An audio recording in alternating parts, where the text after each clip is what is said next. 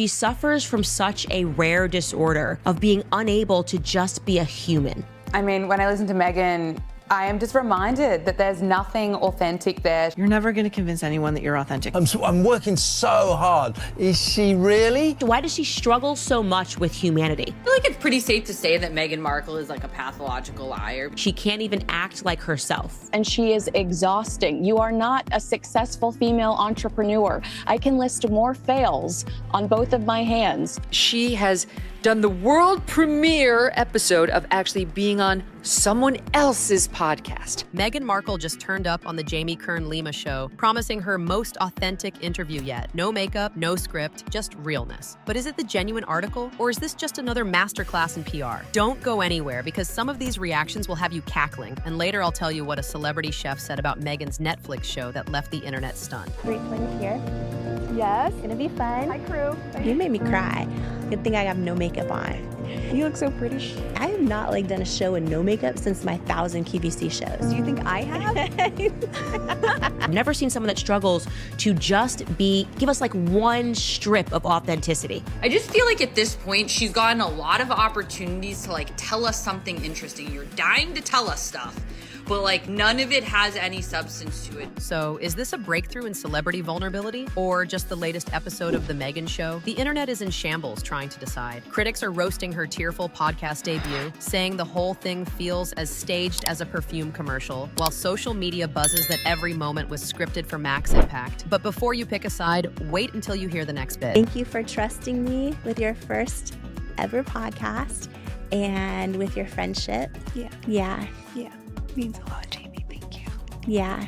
I'm a very accepting person. Truly, I want to like something about her. I'm searching for something to like about her, and it's so hard. Over on X, users went for the jugular, calling it a performance for sympathy. They're accusing Meghan of orchestrating vulnerability like she's got a movie deal riding on it. And remember her big Archetypes podcast launch? That was also hyped as unfiltered and ended up being panned for being over-rehearsed. So what do you think? Is Meghan finally giving us the real me? Or is it just another carefully calculated move? Keep watching, because the drama keeps leveling up. So she also had to tell us at the Time 100 thing that she's the happiest she's ever been. How many people do you know have to convince you that they're the happiest that they've ever been in their life? This is all just Meghan Markle's stage. We're expected to buy it. She wants us to believe that she went from being a D-list actress from a show that nobody that I know watched, Suits, okay, to becoming Martha Stewart in 3 years. This is totally authentic. Most viewers forget to subscribe, over 98% actually. If this story meant something to you, fix that. Click the subscribe button. Then Meghan gets into her lifestyle, brand, and motherhood. She shares how she writes nightly emails to her kids and, on air, reads one aloud. Her voice quivers. She wipes a tear. She laughs and points out how it's nice not to have makeup on.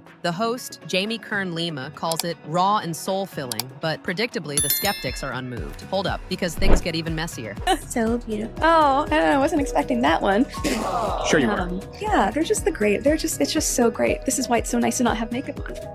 Thank you. The one thing she is dying to sell to us is relatability. The one thing she is dying for more than anything is for us to love her. And she can't get it across the finish line. The Daily Mail's got royal commentator Alexander Lerman on deck, calling Meghan's display despicable and pathetic, basically saying her tears are a desperate play to stay in the headlines. Meanwhile, X users are trending crocodile tears, and everyone's dissecting how her no makeup look was just a little too perfect. Even the host, Jamie, is getting flack for acting like a hype bot, spending the entire interview fawning over Meghan. But trust me, we haven't even gotten to the best part. Meghan, how are you? And are you okay? That's so kind. I am. I'm better than okay. How are you? I know you always make it about me. Your husband just shared publicly. I'm so happy for my wife and fully support absolutely everything she's done and continues to do. When did he say that? This week. It's everywhere in the press. Yeah, it's beautiful. That's sweet. Harry, again, find your balls. Wherever they are, find them. Not everyone's here for the emotional display. Megyn Kelly doesn't hold back, labeling Meghan a malignant narcissist who's been milking her royal status since day one. The memes explode. Meghan's vision board, starring Prince Harry, a me counter for every speech, and even claims that she planned to go after Harry before meeting him. Next up, the British press gets savage. She said she was in the trenches. She alludes to being in the trenches when she was in the British royal family. Girl, you lived in a castle. You got a princess title. UK outlets like the Daily Telegraph drag the podcast as queasy and self-obsessed, arguing Meghan's ego is the real star. Quick reminder, Meghan once signed a $20 million Spotify deal for her podcast, Archetypes, packed with A-list guests, big promises, and, in the end, more LinkedIn energy than actual authenticity. But you're going to want to hear how that panned out. It flopped. It flopped really hard despite Spotify trying to push it, and they realized that these two don't really want to work, okay? The shine faded fast. Critics torched Archetypes as self-indulgent, with The Independent's Olivia Petter dubbing it the most self-congratulatory 57 minutes of audio you'll hear all year. And get ready, because the social media reactions only get better. Spotify, I think, ended up canceling the rest of their deal. There was no use. There was no money in it. What happened to Spotify? The critics were horrible about With Love, Meghan. You sold inventory that you didn't have on asever.com. People are still waiting for their refunds. On X, it's all woke nonsense, and Meghan talking about Meghan. Even some Reddit fans who appreciated the feminism admitted it felt staged. Bottom line, Spotify axed the deal in 2023. That's got a sting, but the next chapter is even juicier. What was up with the no makeup? That had to be an intentional That's move. another thing. And it's bullshit. She had the hair blown out. It was perfect. I do not believe that she was makeup free there. She didn't have eye makeup on, which is a different thing. But that's her being relatable, Dave. Yeah, She's right. relatable, The intentional relatable. Yeah. Editing all the time-coded notes for season 2 of With Love, Meghan, and then being in edits for the podcast and being a mom and a wife and a friend. Yes, the work ethic must just be grueling, writing social media captions, deciding what she's going to wear. Now we're treated to Meghan's bare-faced sweatpants look, pitched as the anti-royal polish. Fans and skeptics alike called it a textbook PR move. The no-filter branding? Most think her team probably spent hours crafting that natural glow. Is it relatable? Hard to say when every sentence is about how great you and your projects are. Oh my gosh, I work so hard and I like working hard and I'm still working hard. The moment that everything sells out, it doesn't mean that we're done. Yeah. It means we're working on replenishment and what are the next SKUs and what's the next tranche of products and what's the timing on that and writing the newsletters and writing the social media captions and making sure that all that feels in line. Being one of the most privileged people on the planet, she still won't talk about how hardworking she is, which includes coming up with Instagram captions. And being a mom and a wife and a friend. Oh, yeah, Those that's are right. all jobs. I mean, I love being that busy, but I do think it's really interesting when people have no sense of what goes into the thing. Yeah. It's too much for me. There's only small doses of that podcast I can consume. The finish line was really the starting line. That would infuriate me, like, as someone who's trying to start a business, struggling, because, like, you're Hard in to the get. royal family. Yes. So to complain about, the business, you don't have to, if you don't want to show up, if you don't want to do the schedule, you don't have to do anything you don't want to do. Right. You're living in literally like a fantasy tale of. Then Meghan starts talking about her hustle, managing launches, writing newsletters, editing her Netflix show, and balancing motherhood. I love being that busy, she says, but people don't see the effort. It's a classic nobody sees my struggle moment. Get ready, because this is where the reactions really go off the rails. Does she work hard? Well, according to their tax documents, they work 1 hour a week. I think you did It's very just too well painful. lasting that long. I mean, it is so. That is enough to make you go to the toilet. I've got to say, it is revolting. That woman is just something else. If you've made it this far, you're the kind of viewer this channel was built for. Smash subscribe, and let's keep digging into the real stuff. As expected, Jamie Kern Lima is back on the praise, calling Meghan's hustle blossoming. But Megyn Kelly and Barstool's Dave Portnoy jump in, calling the complaints tone deaf, reminding everyone that Meghan's struggle comes with a royal safety net most entrepreneurs can only dream about. I can't have someone marry into the royal family and be like, woe is me, of all these attention or whatever you're getting from being. It's no kidding. It's the royal family. I can't believe I'm not getting paid for Yeah, this. all this stuff. And then didn't they renounce their royalty, but they still want the royalty? Kelly doubles down, calling the hard work line a calculated victim act. Ex-users start quoting Meghan's "I work so hard" catchphrase, and Kelly skewers her for it. Sympathy? Not exactly trending. Talking about how hard it is to be a working mom. Most of the working mothers in America do not have help. Exactly right, exactly right. Here today for such an exciting conversation that I promise you is going to fill your soul today.